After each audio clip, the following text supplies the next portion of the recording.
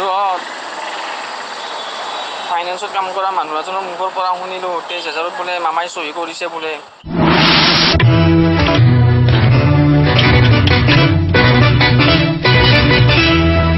তো নমস্কাৰ বন্ধুসকল, মোৰ নতুন এটা ভিডিঅ' লৈ আপোনালোকক স্বাগতম জনালোঁ।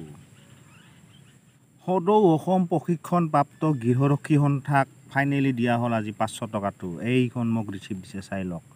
আৰু এইটো 500 টকাটো মই দি আহিলোঁ। এইটো যি মানে আমাৰ দৰমহা বৃদ্ধিৰ ক্ষেত্ৰত যাৱতীয় কাম কাজ কৰাৰ ক্ষেত্ৰত। আৰু ইয়াত লিখিছে সদৌ অসম প্ৰশিক্ষণপ্ৰাপ্ত গৃহৰক্ষী সন্থাৰ জোৱানসকলৰ দৰমহা বৃদ্ধিৰ ৰায়দান সংক্ৰান্তীয় সন্থাৰ যাৱতীয় কাম কাজ চলাই নিয়াৰ ক্ষেত্ৰত প্ৰয়োজনীয় পুঁজিৰ বাবে মই স্বইচ্ছাই 500 টকা বৰঙণি প্ৰদান কৰিলোঁ। দাতাক ধন্যবাদ জনাই বৰঙণিখিনি সাদৰেৰে গ্ৰহণ কৰিলোঁ, এই বুলি লিখিছে।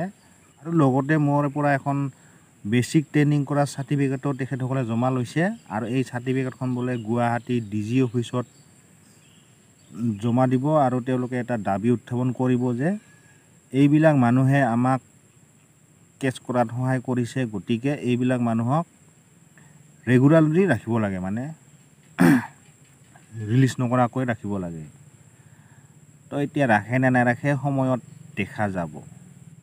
তো আৰু শীতকালীন বাজেট অধিৱেশন পাৰ হৈ গ'ল, কিন্তু আমাৰ কথা অধিৱেশনত কোনো এজন মন্ত্ৰীয়ে বা বিধায়কে একো কথা উল্লেখ নকৰিলে দেখোন আমাৰ দৰমহাৰ বৃদ্ধিৰ ক্ষেত্ৰত। তো কি হ'ব এনেকুৱা কৰি? ইতিমধ্যে 1.5 মাহ পাৰ হৈ গ'ল, আৰু আছে 1.5 মাহ।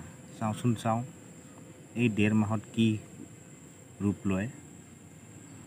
আৰু যদি এই 1.5 মাহ পাছতো যদি আমাৰ চৰকাৰে গুৰুত্ব নিদিয়ে, তেনেহ'লে বৃহৎ আন্দোলন কৰা কথা। আৰু এতিয়া কৰে না নকৰে আন্দোলন, এইটোও সময়ত দেখা যাব। আৰু শুনিছোঁ অল আছাম হোমগাৰ্ড গ্ৰুপৰ পৰা মামাই বোলে আমাৰ 23,000 ফাইলত চহী কৰিছে। এতিয়া সঁচাই না মিছাই? বন্ধুহঁত ফাইনেন্সত কাম কৰা মানুহ এজনৰ মুখৰ পৰা শুনিলোঁ 23,000 বোলে মামাই চহী কৰিছে বোলে। কিমান দূৰ সত্য কিন্তু এইটো গম পোৱা নাই দেই।